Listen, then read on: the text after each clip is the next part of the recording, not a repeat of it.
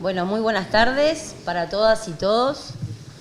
Un agradecimiento enorme a cada uno de ustedes por tomarse este tiempo y de venir a compartir este evento que para la Intendencia de San José, para la Escuela de Gobernanza, es sumamente importante.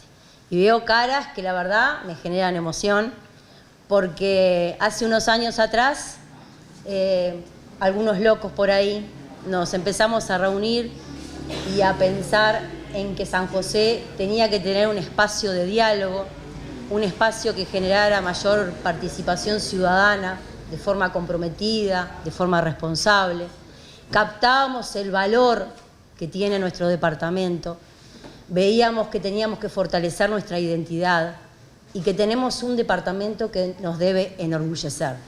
Tiene muchos talentos, tiene mucho patrimonio cultural y queremos poder decir entre todos los josefinos y josefinas que estamos orgullosos de nuestro departamento y que vamos por un desarrollo fructífero de nuestro departamento. Y para eso, cada uno de ustedes, hombres, mujeres, niños, jóvenes, adultos, todos como actores territoriales son bien importantes en esta cadena. Ninguno vale más que otro, menos quienes podemos tener cargos transitoriamente. Es entre ustedes que se desarrolla nuestro departamento. Y me pone muy alegre, muy contenta ver de cada pago gente representando a Ituzaingó, a Punta de Valdés, a Ciudad del Plata, a Isilda, a Ciudad San José, a San Gregorio. Gracias, Rosana, por estar, porque es bien importante cuando se escuchan las voces de todos los territorios. A veces tenemos una mirada muy centralista y hablamos de descentralización, que por suerte se viene haciendo, pero qué bien importante es cuando está la presencia, cuando se pone el cuerpo y cuando alguien dice, yo voy por esta cuestión de esta nueva política pública departamental que se ha instituido en el año 2020, que es la Escuela de Gobernanza. Un agradecimiento a cada uno de ustedes.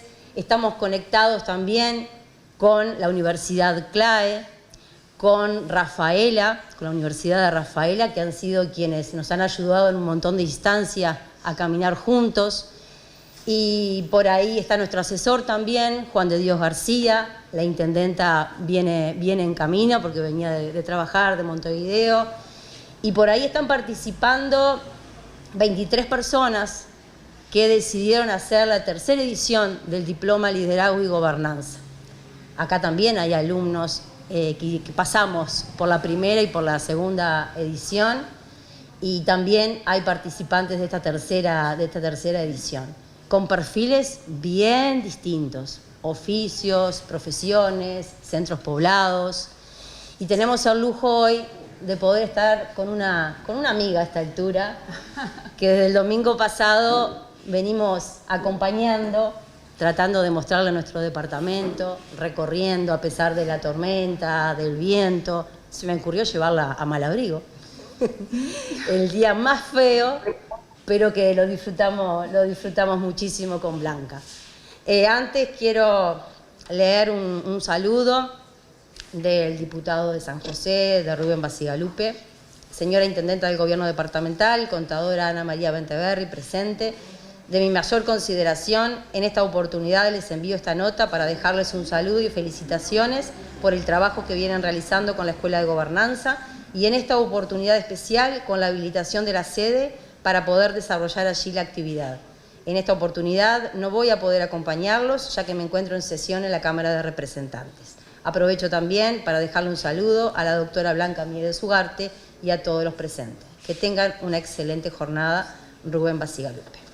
Y bueno, ahora le vamos a dar la palabra a la doctora en Economía, Blanca Miedes. Blanca es referente titular de la Universidad de Huelva, es coordinadora del Laboratorio Iberoamericano de Iniciativas de Innovación Socioecológica y es una joyita de ser humano. Creo que a veces deberíamos hacer las presentaciones de la gente al revés. A veces nos tiramos los títulos primero, pero la verdad tengo el placer de que puedan escuchar e intercambiar con una persona que le pone mucho corazón a lo que hace, que en el día de ayer, en la noche de ayer, estuvo trabajando con uno de los laboratorios de la escuela que fue el Laboratorio de Innovación Socioecológica, de Transición Socioecológica, perdón, que hay algunos de los participantes, y que también el día martes trabajó con la Mesa de Turismo y que va a seguir trabajando, viene trabajando con el gabinete en lo que tiene que ver con los Objetivos de Desarrollo Sostenible, esa palabra que a veces nos suena como muy alejada, pero bueno, la intendenta entendía oportuno que debíamos aterrizarlo, y por eso en ese presupuesto que se presentó a la Junta Departamental, allí figuran los logos de los Objetivos de Desarrollo, pero no alcanza con que figuren. Hay que saber entenderlos, hay que saber interpretarlos y hay que hacer un seguimiento de los mismos y llegar a un mapeo que nos muestre ante qué situación estamos. Antes de darle la palabra, tengo que decir que también hay gente de Juan Solar, porque no los nombré, y debo nombrarlos porque también son parte. Blanca, todo tuyo. Pues muchas gracias, Rosana, mil gracias por la oportunidad, mil gracias por la acogida, ¿no? Estoy como muy emocionada emocionada e inquieta, ¿no? Con algo de responsabilidad, pues por tener esta oportunidad de dirigirme a todas y a todos ustedes en este día tan especial, ¿no? En el que se inaugura esta sede que se ha construido con tanto corazón también y con tanto cariño, ¿no? Entonces, bueno, pues desde ahí honrada y privilegiada, y bueno, pues espero que la charla y el intercambio que podamos tener pues sea fructífero, les parezca generativo y salgamos de aquí pues todas transformados y transformadas de alguna manera, que es lo que ocurre cuando tenemos buenas conversaciones, ¿no? Les cuento el título, ¿no? Es Transformar nuestro mundo, 3 senderos de aprendizaje para agentes de cambio. Bueno, pues esto ya indica, estamos en una escuela de gobernanza, ¿no? Entonces la pregunta es ¿qué tenemos que aprender, ¿no? Queremos tomar decisiones y queremos tomar decisiones para cambiar el mundo, y hay veces que nos atascamos, ¿no? Y que no somos capaces de conseguir, bueno, pues los objetivos que nos proponemos, y eso es pues porque todavía nos quedan pues muchas cosas que tenemos que aprender. Les voy a compartir un poco de dónde vengo y desde dónde les hablo, ¿no? Porque estos senderos de aprendizaje y esta idea de transformar el mundo, yo creo que esto de transformar el mundo me persigue desde pequeña. Yo creo que es la razón por la que estudié economía, ¿no? Porque pensaba... Vamos a pedirle a quienes están vía streaming que por favor desconecten el audio.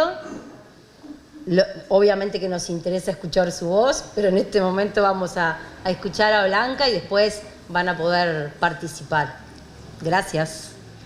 Sí, bueno, pues les decía que pues por tener esta idea de desde dónde les estoy hablando, ¿no? Luego desde qué mundo, pero también desde qué perspectiva, ¿no? Y bueno, decía que esta idea de transformar el mundo me había perseguido casi desde pequeña. Yo creo que estudié economía porque entendía que eso podía ser como el tipo de conocimiento que podría ayudarme, ¿no? De alguna manera a solucionar estas cosas, ¿no? Que yo veía que no podía aceptar, ¿no? Por ejemplo, la pobreza era una cosa que me inquietaba mucho desde siempre, ¿no? Entonces, bueno, hice economía y me decepcioné bastante porque no encontré allí las herramientas para luchar contra la pobreza. Entonces, inmediatamente salí de la carrera sabiendo que las cosas no eran tan simples como nos explicaban, porque si fueran tan simples, soluciones tendríamos y no las teníamos, ¿no? Entonces salí de allí con la idea de hacer un doctorado con algo así como sistemas complejos, porque lo que quería era comprender la complejidad, ¿no? Pero como a la misma vez tenía, bueno, pues este deseo de no perder tierra, no perderme en el análisis y en el conocimiento, sino de alguna manera seguir actuando, ¿no? y tratando de hacer esa transformación, pues muy pronto tuve la oportunidad de involucrarme en proyectos de lucha contra la pobreza. ¿Por qué cuento esto? Porque allí es donde aprendí con otros y con otras actrices, ¿no? Que estaban en el mismo lío, a todo esto que tiene que ver con la observación estratégica y la evaluación participativa, ¿no? Porque decíamos, el tema de la pobreza es un tema muy complejo, tiene muchas aristas y por otro lado, cuando nos parece que es sencillo, pero cuando lo queremos abordar nos damos cuenta de hasta qué punto desconocemos la problemática, necesitamos buenos indicadores, necesitamos otro tipo de información que no es la que tenemos que buscar formas de observar mejor lo que ocurre para actuar mejor sobre lo que ocurre, ¿no? Y también la cuestión de la evaluación nos parecía como muy importante. Con el paso del tiempo, y eso todo lo desarrollamos en un ámbito que era el Observatorio Local de Empleo, con el paso del tiempo nos dimos cuenta que más que tener indicadores, que realmente nunca llegabas a tener los buenos, lo importante era que la gente que estaba involucrada en la solución de un problema compartiera sus problemáticas, compartiera el conocimiento y compartiera información.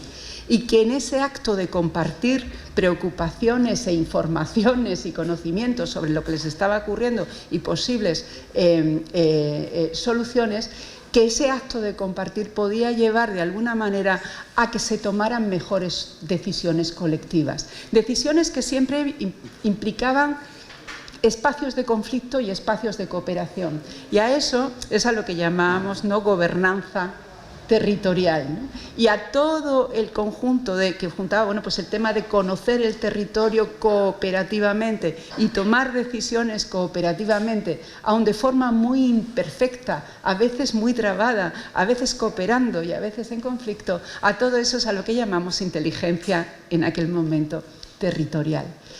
Y en esa época creamos el Centro de Inteligencia Territorial, un centro de investigación europeo y ya con algunos actores iberoamericanos. Y avanzando un poco en el análisis y dándonos cuenta de que las problemáticas en el territorio eran multidimensionales y que además estaban apareciendo desafíos, sobre todo los relacionados con los ambientales, que hasta ahora a los que no habíamos prestado tanta atención, a este concepto de inteligencia territorial acabo mezclándose con esta idea de la transición socioecológica, es decir, entendernos como sistemas a la vez sociales y ecológicos, sabiendo que estamos funcionando de una forma en la que no podemos seguir funcionando porque tenemos muchas trabas ahí y que tenemos que transitar hacia otro lugar. Y con el tiempo, bueno, pues esta idea que tenía que ver con esos procesos dentro de un grupo, pues que éramos sobre todo gente de la economía, gente de la geografía, gente del trabajo social, acabamos juntándonos en un centro muchísimo más grande, que es este que llamamos COIDESO, que es un centro de pensamiento en el que hay 70 y 80 personas convocadas de muchas disciplinas muy diferentes y que tenemos como propósito común esta idea de la innovación transformadora. ¿Cómo y qué tipo de conocimiento necesitamos para innovar transformadoramente? Eso por un lado, y por otro lado también cómo y de qué manera, dado que somos centros de investigación por un lado y somos gente universitaria por otra, podemos ayudar a crear capacidades para agentes de cambio que recojan todas estas trayectorias y todo este conocimiento. Entonces, esto que les he contado es la parte de arriba, que es la parte como del conocimiento, pero desde el punto de vista de la acción, desde hace 20 años, ven aquí una D y un 5, ese es el distrito 5, desde hace 5 años vengo trabajando en el equipo técnico de una plataforma ciudadana que reúne a 70 organizaciones para trabajar en un barrio, en 7 barrios de 15.000 personas, hay 15.000 personas, para también hacer gobernanza participativa en la solución de los problemas de la ciudadanía de estos barrios, ¿no? Y ahí trabajó pues, en el contexto local y urbano y en proyectos de investigación y acción, y ahí sobre todo es cómo codiseñamos soluciones, ONGs, ciudadanía, administraciones públicas. Pero también hay que dirigirse a la empresa, porque muchas veces las universidades y las empresas están como muy separadas y están muy separadas de la ciudadanía también, y ahí es donde creamos con el tiempo una empresa de base tecnológica que se llama Soluciones de Inteligencia Territorial, Sintering, precisamente pues para trabajar con los actores económicos y hacer de alguna forma, bueno, buscar la manera de crear capacidades que atraigan también o que les atraigan también a esta innovación transformadora, ¿no? Que no sigan operando el business as usual, ¿no? Como siempre, y que de alguna manera también se transformen. Y avanzando con el tiempo, pues tuvimos la oportunidad, gracias a un gobierno local que confió en ello y que pensaba que hay que abrirse al mundo, ¿no? y que desde lo local, si tú quieres aprender, lo local es magnífico para aprender de lo local, pero para abrirte al mundo y compartir esos aprendizajes y aprender de otros, pues he tenido la oportunidad y el privilegio de coordinar el Laboratorio Iberoamericano de Iniciativas de Innovación Socioecológica, que ahí sobre todo es si el Distrito 5 trabaja con ciudadanía, actores públicos, ONGs, Sinterin trabaja con empresas, aquí la idea es trabajar directamente con la gente que está tratando de cambiar el mundo desde su lugar. Y es, bueno, pues como la joya de la corona de lo que hago, es muy chiquito, es quizá lo más pequeño, pero lo que más me gusta. Y luego ven ahí una personita haciendo equilibrios, ¿no? Y es que después de toda esta trayectoria, una se da cuenta de que hay un aspecto esencial del cambio que a veces es ignorado o al que no prestamos demasiada atención y es clave, que es que si tú quieres transformar algo en el exterior, lo primero es transformarte tú. Entonces es la cuestión de todo el desarrollo personal, ¿no? Cómo y de qué manera nos fortalecemos interiormente para poder tomar las decisiones y estar en los espacios a veces muy difíciles en los que hay que cambiar las cosas. Entonces, esta larga introducción sobre desde dónde les hablo me parecía necesaria, pues porque creo que después, desde ahí, las cosas encajarán mejor, ¿no? Entonces, ese es desde donde yo les hablaba y esto es desde el mundo en el que nos estamos hablando, ¿no? ¿Qué pasa en este mundo? Bueno, pues yo soy muy optimista, a mí me parece que estamos mucho mejor que hace 20 años. Hay menos pobreza, la gente tiene menos posibilidades de morirse en una guerra, aunque hay guerras. Tienes menos posibilidades de morirte de una enfermedad de pequeño. Tienes más posibilidades de tener asegurado que vas a dormir bien y vas a comer ese día. O sea, vivimos mejor que hace 20 años. Objetivamente los datos dicen que vivimos mejor casi en todas partes del mundo. Y sin embargo, y aún así, pues seguimos teniendo problemas y desafíos globales muy importantes, porque ese ir a mejor ha supuesto hacerlo de una manera con unos medios de producción y consumo pues que están haciendo que, bueno, pues que generan un residuo que la atmósfera no absorbe y nos estamos calentando, ¿no? Eso por un lado. También lo estamos haciendo de una forma que estamos acabando con, bueno, pues hablan de la sexta extinción masiva, ¿no? Con un montón de especies en el planeta. Y estas dos cosas, lo de calentar y lo de las especies, es malo para las especies, es malo quizá para el planeta, pero sobre todo para lo que es malo es para nosotros, que somos los que vemos en peligro nuestros modos de existencia y nuestros modos de vida. Y por si esto fuera poco, yo decía, vamos a mejor, sí, vamos a mejor, pero todavía 1 de cada 4 personas en el mundo tiene inseguridad alimentaria, es decir, que no tiene muy claro mañana comer, cómo y de qué manera. Entonces esto, bueno, pues hace que vivamos en esto que decía Dickens, el mejor de los mundos y el peor de los mundos. El peor porque estamos seguros y seguras de que podemos hacerlo muchísimo mejor. Claro, ¿cómo vivimos esto? Pues las personas viven esto, unas negando, no pasa nada, siempre ha habido ricos y pobres, siempre ha cambiado el clima, no pasa nada, ¿no? Gente que dice, mira, yo no puedo con mi vida, ya bastante tengo yo con mi existencia como para ahora estar aquí con el cambio climático, con esto y con lo otro. Entonces, bueno, mantengo una distancia sana y vamos a ver qué es lo que hay que hacer hoy, porque, ¿no?, al día a día. Luego está la gente en la ira, ¿no?, en la rabia, en esto no puede ser y esto es una injusticia y es que deberían las cosas estar de otra manera y son la gente que está en la calle y que está protestando y que...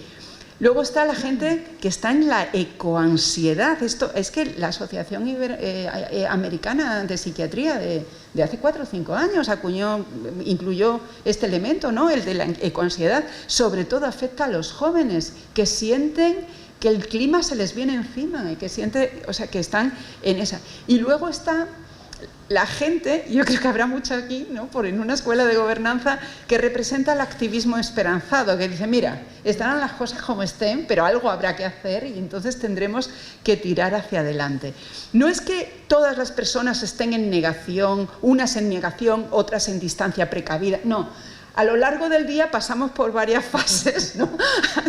Pero bueno, unos terminan el día en el activismo esperanzado y otros en la negación, ¿no? Entonces, bueno, la cuestión es que en ese activismo esperanzado es donde se junta todo el movimiento mundial de la Agenda 2030, ¿no? Esta idea de los 17 Objetivos de Desarrollo Sostenible, de los que han oído hablar y en cualquier caso van a seguir hablando mucho, ¿no? Pero es esta idea de, bueno, pues de mucha gente ya finalmente diciendo, bueno, hagamos algo y hagámoslo mejor y busquemos una prosperidad que de verdad incluya a todo el mundo y tenga en cuenta que vivimos en un marco natural del que dependemos y hagámoslo sin dejar a nadie atrás y tengamos en cuenta siempre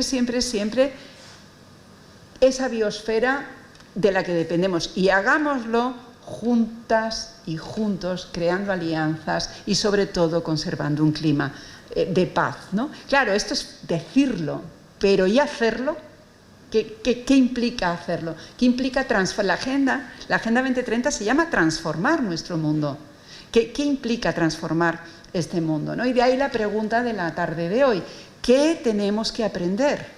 ¿Qué tenemos que aprender en nuestro modo de saber, cómo sabemos, en nuestro modo de saber hacer, cómo nos aproximamos a la acción y sobre todo en el modo de saber ser para de verdad poder adaptarnos a esos cambios y más allá de solamente adaptarnos, ser capaces de modularlos, ser capaces de transformarlos en la dirección que colectivamente consideramos más pertinente? Y ahí están los senderos, ¿no? Ese sendero 1 que tiene que ver con cómo conocer y que tiene que ver con el pensamiento sistémico y que se resume en conectemos los puntos, porque estamos acostumbrados a mirar para acá, para acá, para acá, para acá, pero no a ver el cuadro conjunto, ¿no? Ese sendero segundo que tienen que ver en cómo hacer, pues esto que decíamos, ¿no? Cómo codiseñamos, cómo aprendemos a tener actitud de experimentadores y experimentadoras y aprender de lo que hacemos y a ir mejorando progresivamente, ¿no?, a medida que avanzamos y abandonar los caminos cuando las cosas no funcionan, ¿no? Y el tercer sendero tiene que ver con esta idea de conectar con la propia agencia, ¿no? Conectar con nuestra propia capacidad de hacer las cosas. Entonces, esto de conectar los puntos del pensamiento sistémico, ¿no? El pensamiento sistémico tiene que ver sobre todo con estos elementos que tienen ahí. Lo que está desconectado, tratar de conectarlo. Lo que estamos viendo en términos de causa-efecto y que se nos escapa por todos los lados, tratar de verlo en círculo, ¿no? En muchas causas, muchos efectos y todas interconectadas. En lugar de operar y fijarnos única y exclusivamente en nuestro campo de interés, en nuestros silos particulares, abrir los silos y ver qué aparece nuevo, ¿no?, cuando juntas a la gente, ese elemento emergente. Centrarnos en los todos. Un dedo cortado no hace nada en una mano y una mano cortada no hace nada en un cuerpo. Hay que pensar en los todos, ¿no? Y esto nos lleva al tipo de conocimiento que necesitamos. La ciencia del siglo XIX y la ciencia del siglo XX ha sido una ciencia que nos ha llevado a muchas cosas. Y es una ciencia de la especialización, de saber más cada vez de los campos más pequeños, más pequeños. Ahora necesitamos una ciencia y un conocimiento de síntesis. Por eso la gobernanza participativa, por eso tú que sabes, yo que sé, yo que sé, yo que sé, sinteticemos y vayamos. Por eso es un pensamiento que nos invita a pensar en términos de relaciones, cómo y de qué manera, ¿no? Entonces, lo bueno de los sistemas complejos es que al estar todos entrelazados con muchas causas y muchos efectos, tienen esto que se llaman puntos de apalancamiento. Es decir, que una vez que operas sobre una pequeña acción, puedes generar grandes cambios. Ahora hay que saber qué palanca hay que tocar, ¿no? Y aquí está una de mis heroínas de la vida, que es Donella Meadows, que fue la autora del informe Roma, la de los límites del crecimiento de los años 70, y esta mujer está desarrollado en muchos sitios, no quiero abundar sobre esto, pero ella lo que decía, en un sistema lo que más transforma es lo intangible.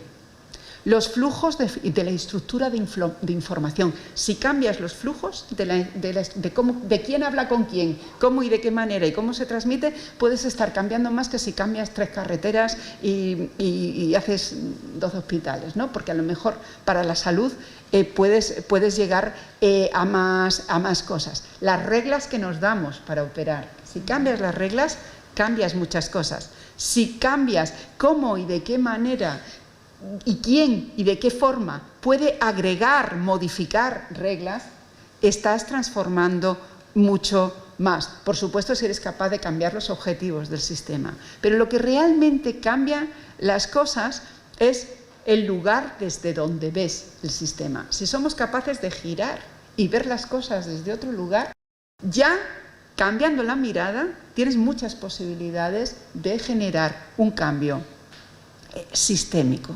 Y dices, claro, entonces hay que mirar el lugar desde el cual estamos viendo las cosas, esos paradigmas que tenemos súper establecidos. Por ejemplo, la naturaleza es un almacén de recursos. Esa es una forma, un paradigma con el que nos hemos estado moviendo todos estos años.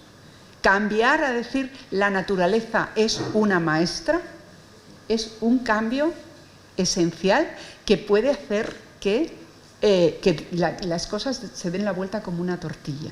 Entonces, ¿cómo se modifica el paradigma? Porque tú siempre que dices eso, pero eso lo tenemos aquí y eso es imposible. No, sí, eso es posible.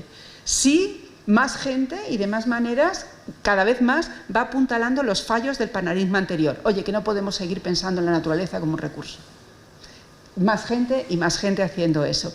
Y haciéndolo en voz alta y con seguridad y en todas partes. No importa dirigiéndose a quién, cómo y de qué manera. Buscando espacios de visibilidad para decir esto. Es decir, mira, lo voy a decir delante de quien haga falta porque es necesario. Luego está la otra cosa, que es no discutir con personas que están en el paradigma anterior. Hay mucho que hacer. Hay que concentrarse en defender la postura nueva y en la que creemos y en la que sentimos que tenemos que estar en la dirección, ¿no? Pero una de las cosas que es más útil en todo esto es ayudar a vernos a nosotros mismas. Es decir, buscar maneras de que podamos ver imágenes de conjunto. Y de esa forma la gente puede decir, wow, ¿dónde nos encontramos, ¿no? Y ahí es donde aparece toda esta idea de empezar a pensarnos no como sistemas sociales, sistemas económicos, sistemas culturales, sistemas ecológicos, sino como sistemas socioecológicos. Sistemas en los que hay flujos materiales, hay flujos de información, hay flujos de energía y que evolucionan todos juntos y a la misma vez. Y por lo tanto, que cada vez que tomamos en cuenta una acción o desarrollamos una acción, tenemos que pensar en términos de cómo eso impacta a todo el sistema. Y cuando encontramos una solución para un aspecto particular, podemos con esa solución estar encontrando soluciones para el resto. Lograr vernos visiones que nos permitan ver que somos a la vez seres sociales, culturales y ecológicos, es lo que necesitamos. Y eso, por ejemplo, ya se está haciendo en muchos lugares del mundo.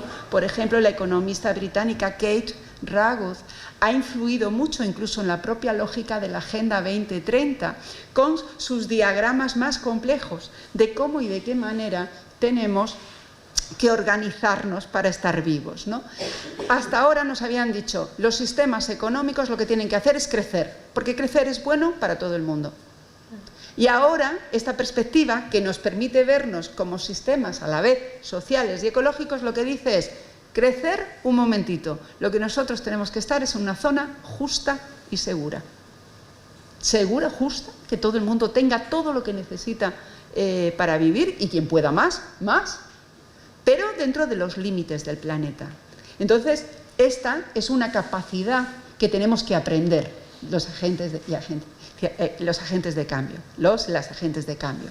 No es que todo el mundo lo sepa ya todo de esto, pero tenemos que aprender esto. Y si aprendemos a vernos en términos sociales, ecológicos, culturales y cómo todo interacciona, nos daremos cuenta que necesitamos un modo de producción y consumo basado en economía circular.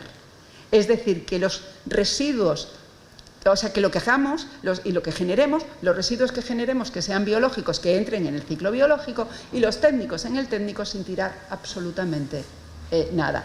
Vernos sistémicamente nos ayuda a pensar soluciones sistémicas. Y eso lo tenemos que aprender. No es que sepamos, es que lo tenemos que aprender. Porque hasta ahora estábamos viendo las cosas linealmente. Luego está esto de codiseñar e innovar transformadoramente. Y aquí está la cuestión de comprender el cambio. Porque ¿cómo cambian las cosas? ¿Cómo de verdad cambian las cosas? Si queremos transformar, tenemos que tener alguna teoría del cambio, alguna idea de cómo cambian las cosas. Y cómo cambian las cosas con complejidad también, ¿no? Y con muchas cosas que pasan a la vez. Es decir, siempre en todo momento hay cosas que están cayendo, hay cosas que están apareciendo, y hay gente que está marcando posibilidades y haciendo que las cosas cambien más rápidamente, ¿no? Y ahí es donde entra todo este enfoque que nosotros trabajamos en el laboratorio, que le llamamos de 3 horizontes, que tiene que ver con siempre, si me siguen en el horizonte 1, ven que es la línea naranja y ven que en el tiempo, ahora, la transición en el futuro cae, pues ese es el horizonte actual. Lo que está funcionando ahora va con el tiempo a tener que caer, entre otras cosas, porque no podemos vivir con el índice de materialidad y el índice de energía que estamos usando, ¿no? Y entonces va necesariamente tarde o temprano, buscaremos parches, echaremos la línea hacia allá, todo esto, pero tarde o temprano esto caerá. Entonces, la línea verde, que ven en el horizonte 3, es la gente que viene desde abajito buscando soluciones diferentes, cosas, formas de hacer, pequeñitas, minúsculas, hagamos un semillero de esto, hagamos lo otro, que son pequeñitas y que lo que están es apuntando a una esperanza de un cambio que les gustaría ver en el futuro, algo diferente, ¿no? Que fuera, bueno, pues más amable, más justo, más seguro. Y entre medias siempre está el horizonte 2, que es el horizonte que llamamos de las emprendedoras y los emprendedores. Esta gente que está viendo esto cae, esto emerge, ¿qué hago para generar un tránsito y un cambio? ¿Qué puedo hacer ahí? Hay veces que esta gente no tiene éxito y se cae por la pendiente. Y otras veces sí consigue dar algunos saltos, ¿no? Pues tenemos que saber quiénes están en el horizonte 1, quiénes están en el horizonte 2, quiénes están en el horizonte 3, sabiendo que todo el mundo es necesario en todo momento. Porque los que están en el horizonte 1 y sosteniendo lo que hay, lo están sosteniendo porque si eso se va, no tenemos nada. Los que están en el horizonte 3 tienen que estar empujando con la innovación. Y los del 2 intentando. Los del 2 a veces son unos oportunistas, ¿eh? Vamos, que están a su bola, quiero decir. Pero hay veces que viene muy bien. Y tenemos que comprender esto. Y ya está. Y es así. Y es una forma de aceptarnos. Y decir, bueno, pues esto es lo que hay. Y hay resistencias al cambio, porque el horizonte 1... pues es que está ahí y está establecido y así se hacen las cosas. Es que se han hecho siempre así. Muchas veces por seguridad, por miedo a otra cosa, ¿no? Hay veces que es por cuestiones de poder y egoístas y otras simplemente por no poder moverse. Y entonces ahí aparecen muchas cosas. Se coopta la innovación de los más pequeños o se prohíbe por miedo a que algo avance o se está ahí ambivalente, ahora que sí, ahora que no, y entonces ya veremos. Entonces, bueno, de lo que se trata es de comprender esto. Y ahí hay en estos aprendizajes hay una teoría que nosotros llamamos de la perspectiva multinivel del cambio y la innovación, que viene a decir, a ver, ¿por qué no cambian las cosas? Hombre, pues no cambian las cosas porque tenemos sistemas que hemos invertido un montón en infraestructuras, en organización social, y ahí está la gente, las mentalidades, la preferencia de mercado, la cultura, en fin, está todo como la política pública, está todo armado de una determinada manera y eso tiene mucha inercia porque hay mucha inversión de mucha gente, de mucho rato, hay juegos de poder diferentes y eso se sostiene, eso tiene mucha inercia. Pero, claro, sabemos que las cosas cambian, ¿no? Entonces, ¿qué hay que entender aquí? O sea, ¿qué tendríamos que aprender? Pues tendríamos que aprender ¿Cómo funciona? ¿Ahí qué pasa? ¿No? ¿Qué normas hay? ¿Qué tipo de intereses? ¿Cuáles son las reglas? ¿Cuáles son las creencias? Los paradigmas en los que se basa ese sistema en el que las cosas se están moviendo, ¿no? Y eso es lo que llamamos el régimen, porque es lo más estable, en el que estamos todos, todas aquí hoy. Luego, ese régimen siempre está envuelto en un paisaje social, en una mentalidad colectiva de cómo son las cosas, de cómo tienen que funcionar, en un determinado clima de paz, de guerra. Es el clima en el que se mueve esa situación. Y a la vez, siempre, siempre, siempre, hay gente retando y haciendo cosas nuevas, cambiando, transformando, lo que llamamos los nichos innovadores. Siempre hay gente ahí haciendo cosas que son diferentes. Entonces, ¿cómo se produce el cambio? Pues normalmente ocurre que el régimen suele estar, la cajita suele estar cerrada más o menos y las cosas van funcionando por medio el tubo, ¿no? Por ahí dentro van medio funcionando. Pero hay veces que pasan cosas en el paisaje que generan una crisis grande y eso abre, desestabiliza, ¿no? Esa posibilidad de que las cosas sigan funcionando como siempre. Y entonces es la oportunidad de las prácticas innovadoras para decir, pues a lo mejor yo tengo una solución que vengo experimentando desde hace tiempo. Entonces, es esta cosa de jugar, ¿no? De comprender que el cambio tiene que ver con muchos agentes, los agentes que están definiendo el paisaje y las mentalidades y quién piensa qué, cómo y de qué manera, y quién ve qué y quién no. Los actores que están en el terreno intentando sostener las cosas de los sistemas tal como están funcionando. Y luego las prácticas innovadoras que están buscando soluciones sobre cómo hacer las cosas. Conclusión, que hay labor para todo el mundo.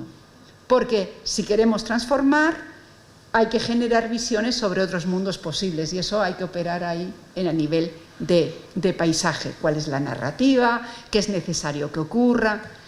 Si estás en el nicho, ahí la cuestión es, si estás empezando a innovar y eres chiquitito, cómo te proteges, cómo aprendes para seguir avanzando, cómo te fortaleces trabajando en red, cómo manejas tus expectativas, porque si crees que vas a cambiar el mundo...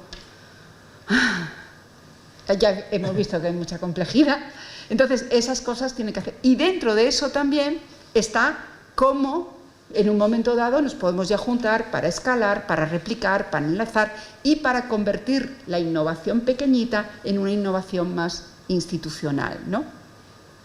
Y luego están, bueno, pues todas estas organizaciones públicas y privadas que están en el régimen. ¿Ahí qué hay que hacer? Pues hay un montón de gente, nos sorprendería cuánta desde dentro sacudiendo, tratando de desestabilizar un poco, tratando de generar nuevos aprendizajes profundos sobre cómo están funcionando las cosas, tratando de ver cómo funcionan los nichos y cómo se puede interaccionar con ellos y hasta dónde y cómo, y también en cómo cambiar las percepciones. Y el juego de todo esto es la gobernanza. El juego de todo esto es cómo se articulan todos esos niveles para generar el cambio que se necesita.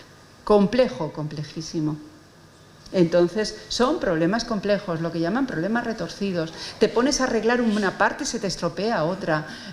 O sea, intentas medir algo y resulta que lo has transformado y entonces es que no es así. O sea, son problemas que muchas veces son,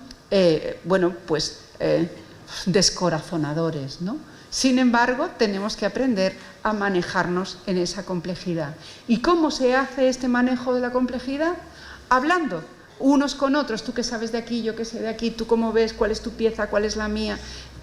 Eso esto es el resultado de un encuentro en el que la gente se ha encontrado y ha empezado a hablar de sus situaciones, de sus problemas y de desentrañar todo esto. Y eso es lo que hacemos en el laboratorio. Por ejemplo, ¿no? Lo que queremos es dar elementos, herramientas para desentrañar esta complejidad y para ayudar a los actores a verse a sí mismos y a partir de ahí, buscar mejores soluciones, ¿no? Y ese sería el sendero 2. Y nos queda el 3, ¿no? ¿Vamos bien? Toma un poquito de agua. ¿Nos va bien? Sí, tranqui. Se lo ve bastante atento a todo. Dormido ninguno. Tranqui. El sendero 3.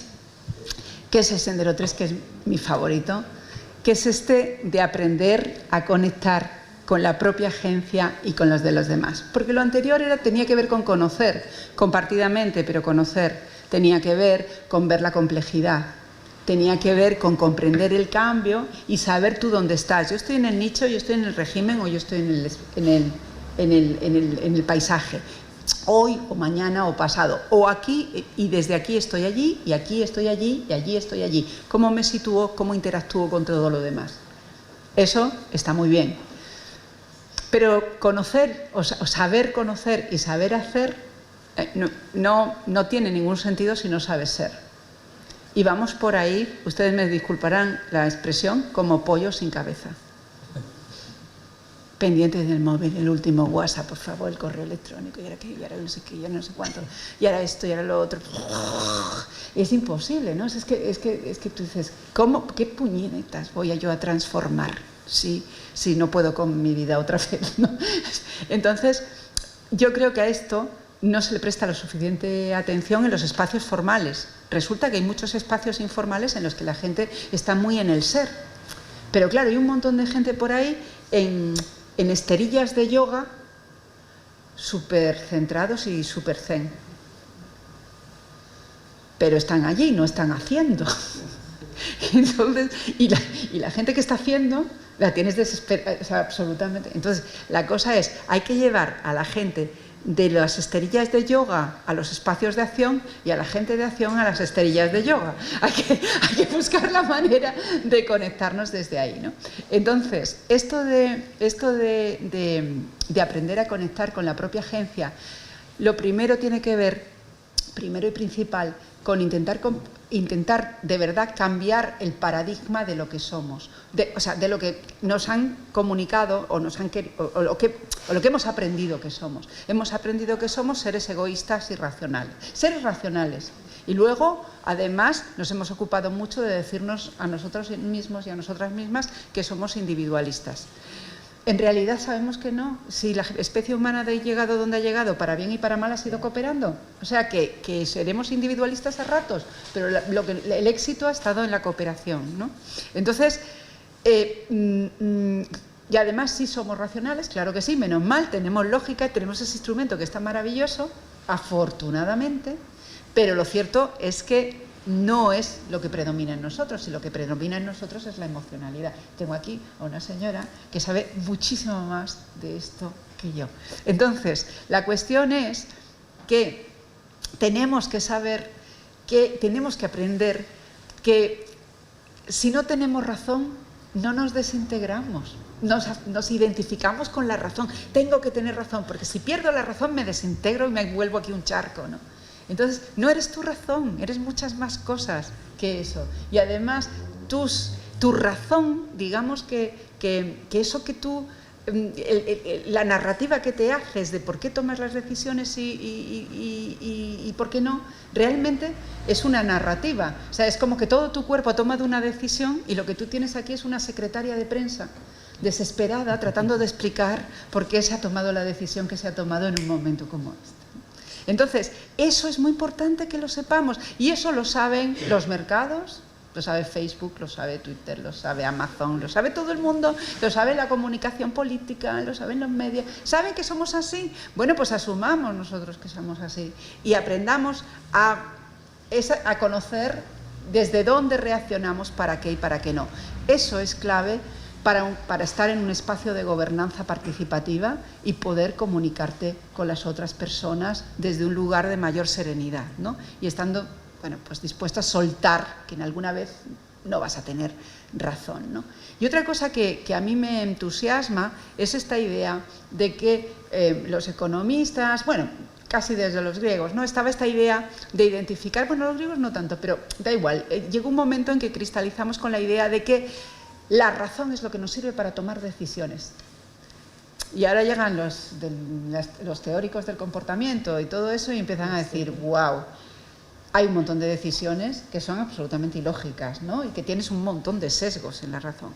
Y entonces la pregunta es, vamos a ver, con lo que nos cuesta tener un cerebro y con lo costosísimo que es en términos de evolución, ¿por qué tendríamos los seres humanos una cosa que no funciona teniendo tanto gasto energético, vamos, que no es eficiente. ¿Por qué tendríamos esto? La naturaleza no hace cosas tan chapuzas, hace cosas mucho más útiles, ¿no?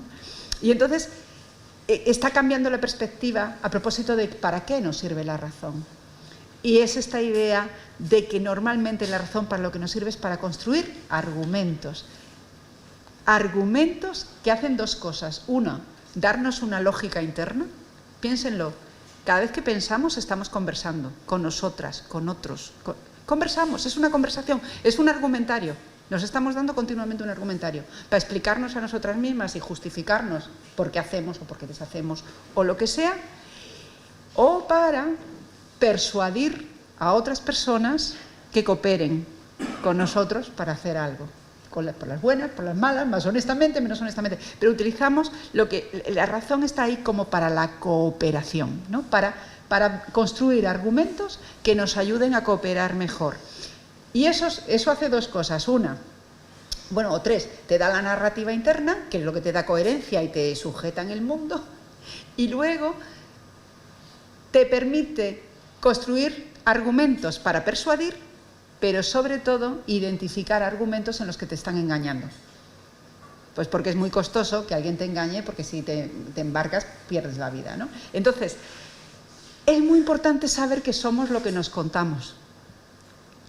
Entonces hay que tener mucho cuidado con lo que nos contamos.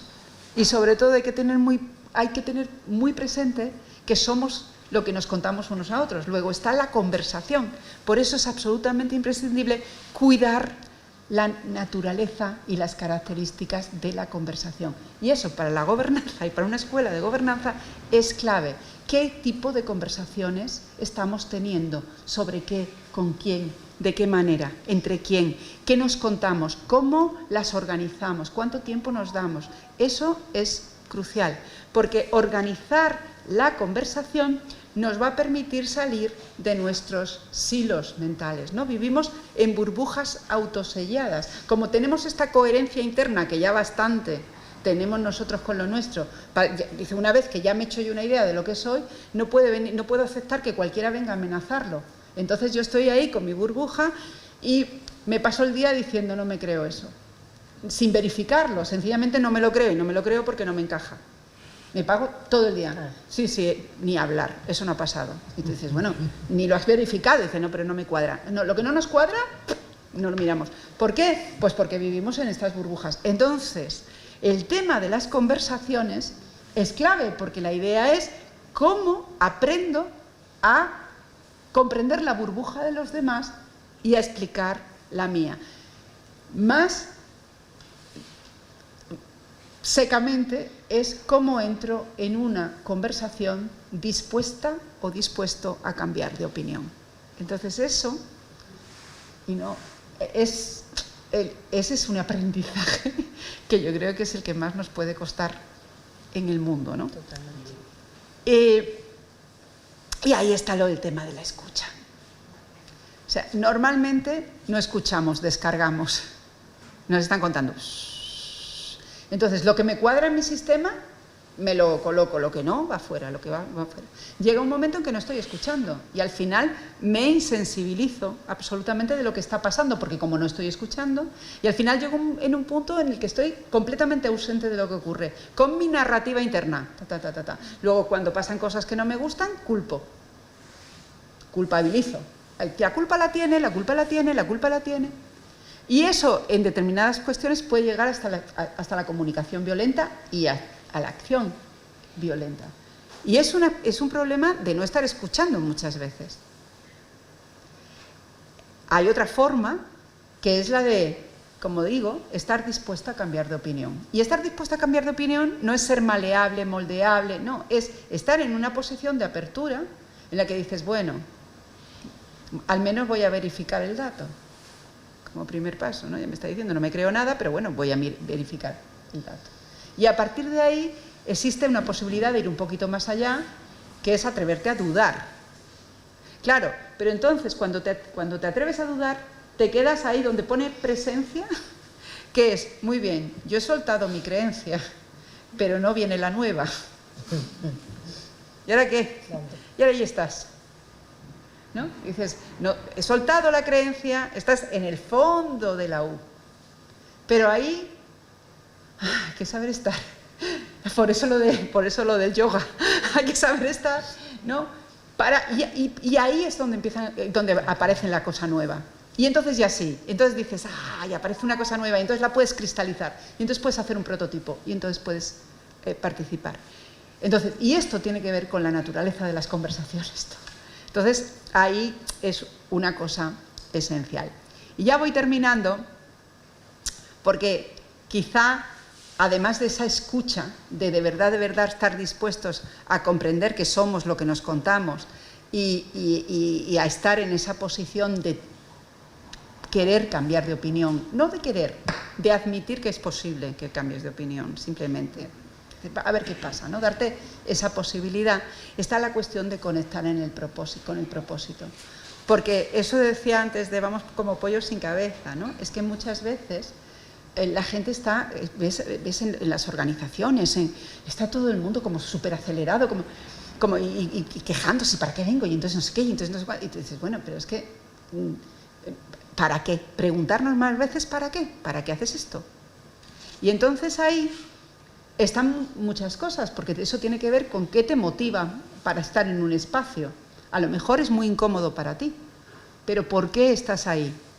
Porque tú tienes un interés centrado en la comodidad, porque te interesan las personas, porque a ti lo que te interesa es cambiar las estructuras, porque a ti lo que te interesa es cambiar las formas de conocimiento. Identificar eso es bueno porque te ayuda a estar en los sitios con más presencia y por lo tanto con más escucha y con más posibilidad de intercambiar. Está, ¿qué propósito tengo? ¿Qué es lo que yo quiero? La comunidad, las personas. A mí es que me gusta tratar persona a persona. A mí es que me gusta pensar en las estructuras. ¿Qué es lo que tú quieres hacer y cómo? Y desde ahí ahora ya sí te puedes plantear qué tipo de relaciones quiero construir, cómo quiero que sean las relaciones y qué impacto quiero tener con lo que hago y cómo voy a crecer yo con esto. Si nos hacemos algunas veces esas preguntas, estaremos más conectados y eso nos hace estar más presentes y eso nos hace estar más abiertos, porque ese ciclo de descarga y de escucha, ausencia, no es que como antes, no es que unas personas estén aquí y otras estén aquí, es que a lo largo del día damos 7 vueltas. Entonces la cuestión es cómo nos soltamos, cómo nos situamos en la zona más segura, ¿no? Y entonces desde aquí vienen las recomendaciones a los agentes y a las agentes de cambio. Y ahí tiene esta idea de qué hacer, ¿no? Pues uno es, si estamos pensando en transición socioecológica, si estamos pensando en que necesitamos otro tipo de relación con la naturaleza, hay que conectar con la naturaleza, hay que estar en sitios, y aquí ustedes es que tienen como tanta oportunidad, ¿no? Entonces, estar ahí debajo de un árbol, mirando la maravilla de lo que son esos seres. Está también esta idea de darte tú permiso de salir de la cabeza, porque si no tienes, o sea, no somos razón, somos más cosas y hay que sentir esas otras cosas que somos, tus cuerpos y los de los otros. Las prisas.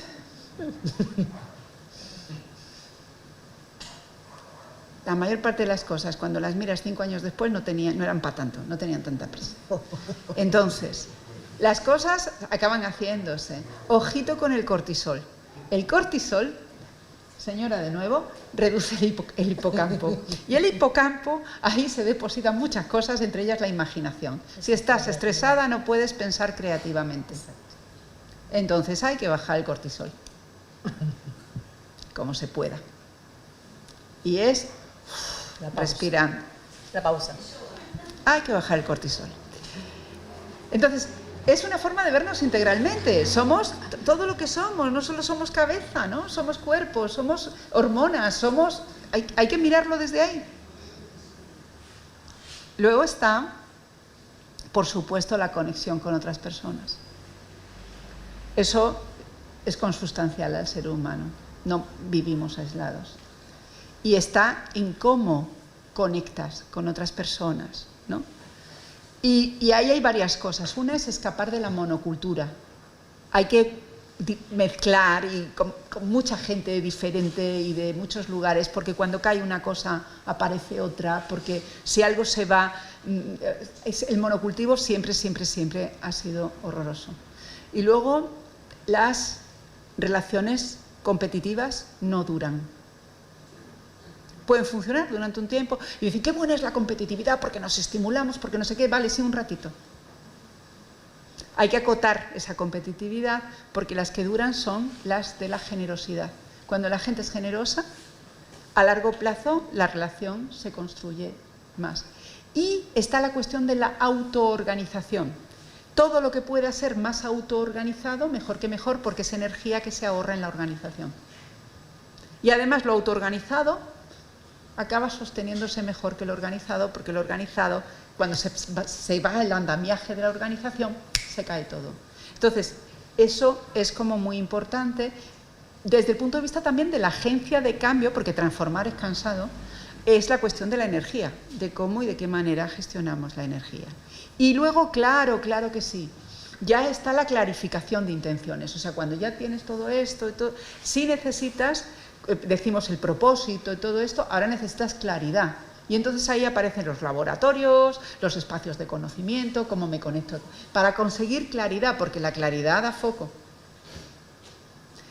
Sin olvidar la expresión artística y la expresión desde otros lugares, con otros lenguajes. Una imagen muchas veces vale de más que 1000 palabras. Mostrar, retar, imaginar.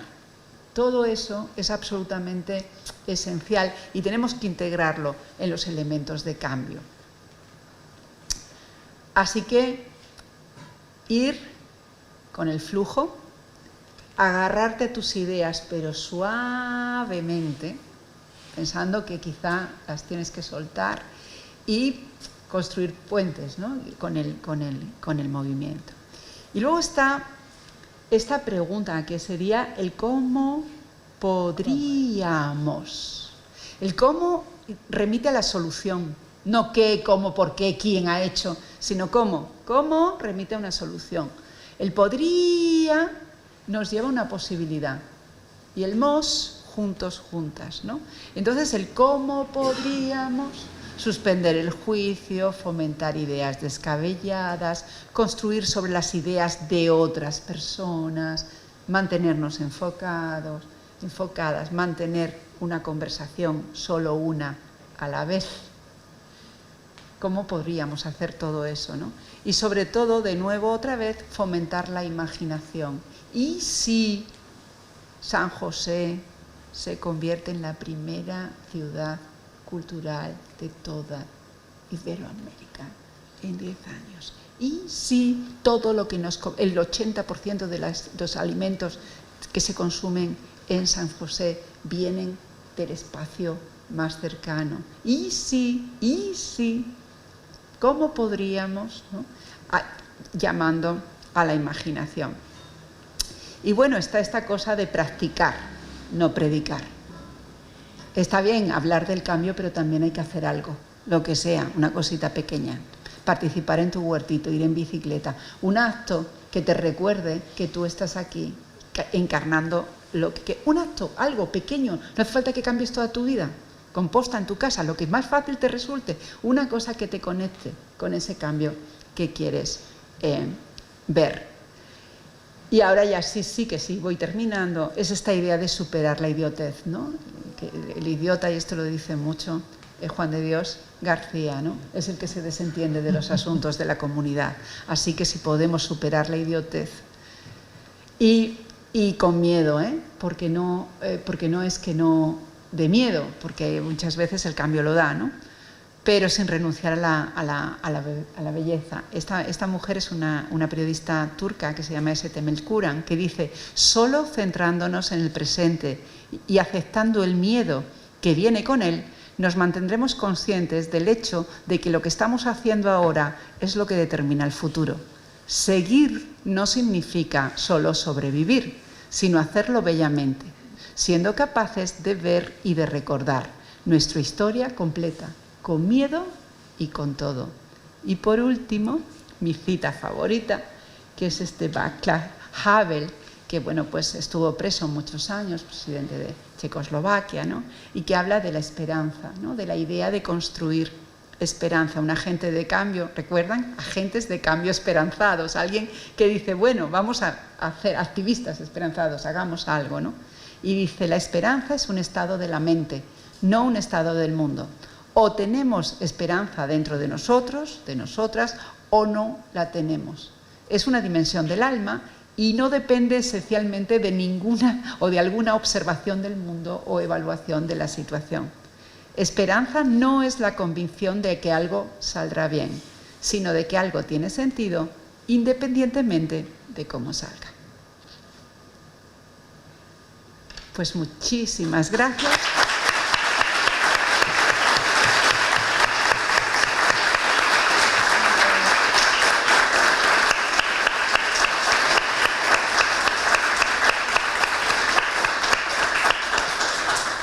Y bueno, muchas de las cosas de la lección están en este pequeño ejemplar que está disponible gratuitamente en PDF en ese código. Y bueno, se queda aquí para la biblioteca de la Escuela de Gobernanza. Pues, y va a estar a disposición de toda la comunidad, ¿no? Mil cosas se nos cruzan en la cabeza cuando escuchábamos a Blanca, ¿no? Primero, bueno, su potencial, su sabiduría. Se me escapa la economista y qué cosa linda escuchar a una economista hablar de lo humano, de las emociones, de cómo nos mueven las emociones y tener un propósito. Propósito y esperanza. Me quedo con esas dos palabras que creo que son bien importantes en este momento que el mundo está viviendo, ¿no? Con tanta incertidumbre, con tantos miedos que nos paralizan, con tantas inequidades. Para mí es muy lindo hoy estar en este entramado y en esta red, mirándolo a cada uno de ustedes, como decía al principio, que vienen de diferentes zonas del departamento. Algunos son legisladores departamentales, actores, activistas sociales, gente comprometida del Rotary, del Club de Leones, gente de diferentes pagos, gente vinculada con el yoga, gente vinculada con la naturaleza, un montón de gente, compañeros del gabinete, del ejecutivo. Si tendremos materia, si tendremos capital humano para poder hacer las cosas bien. Capaz que la invitación que Blanca nos está haciendo cuando nos invita a mirarnos como un todo es justamente que algunas brechas que son de pensamiento religioso, político, no nos dividan tanto, que podamos ver esa diferencia como algo que nos contribuye a crecer. Si realmente nos sentimos josefinos y orgullosamente josefinos, creo que tenemos que apelar a esa invitación que Blanca nos hace, no sé por qué el lapsus. Sí, porque te la habrá hecho también alguna vez. ¿Te habrá hecho esa invitación? Poder sortear esas diferencias y que la diferencia sea un aporte y no tenerle miedo al conflicto. Creo que desde mucho tiempo nosotros le hemos tenido miedo al conflicto. El diálogo muchas veces lo tenemos entre quienes piensan igual. Lo he vivido mucho políticamente, ¿no? Entre esa cuestión de más cómodo estar con alguien que piensa similar a mí, a enfrentarme a alguien y conversar con alguien que me aporta el punto de vista de ese otro compañero, de esa otra compañera. Y eso vale. Creo que es lindo encontrarnos después o en esta transición de una pandemia, poder decir que entre todos podemos construir un San José más fructífero, y la Escuela de Gobernanza viene por ahí, por generar puentes, por generar diálogo, porque la crítica pueda ser constructiva, porque tengamos la humildad de poder decir que quiero crecer entre los otros y con los otros, y que podemos cambiar esas relaciones que a veces son como esas lógicas que parece que no se pueden revertir. Claro que se pueden revertir, pero la invitación fue clara de Blanca. Arranquemos por casa y seguramente eso lo vamos a proyectar hacia afuera. Así que lo voy a esperar a cada uno de ustedes, el equipo de la Escuela de Gobernanza, que hay un montón de compañeros y compañeras hoy aquí presentes, y los va a estar esperando para que nos planteen sus inquietudes, nos rezonguen, nos digan de qué dialogar, se sumen a los diferentes laboratorios que estamos construyendo y que sean realmente parte de esta política pública departamental. Gracias por el tiempo que se tomaron hoy, por venir, porque sabemos que todos están cansados. Gracias por los mensajes de quienes enviaron por WhatsApp y de quienes nos están escuchando. Gracias a la Universidad CLAE por apoyarnos también en todo lo que tiene que ver la Escuela de Gobernanza, apoyándonos con la capacitación también, con el don humano, porque ahí hemos encontrado profesores que son una joyita. Gracias también a la gente de Rafaela, porque tenemos ahí a un Galiquio que nos está dando una mano siempre y que sabemos que también pidió que se grabara toda esta conferencia de Blanca para poder disfrutarla también con sus alumnos. Gracias a quienes hoy apostaron a la tercera edición del diploma, que nos están escuchando muchos de ellos por online. Así que bueno, las puertas están abiertas de la Escuela de Gobernanza, ustedes son parte de la gobernanza. Aquí simplemente hay una comisión directiva y compañeros que capaz que salimos más veces en la foto, nos escuchan más las voces, pero las voces que tienen que escucharse son las de cada uno de ustedes. Así que muchas gracias.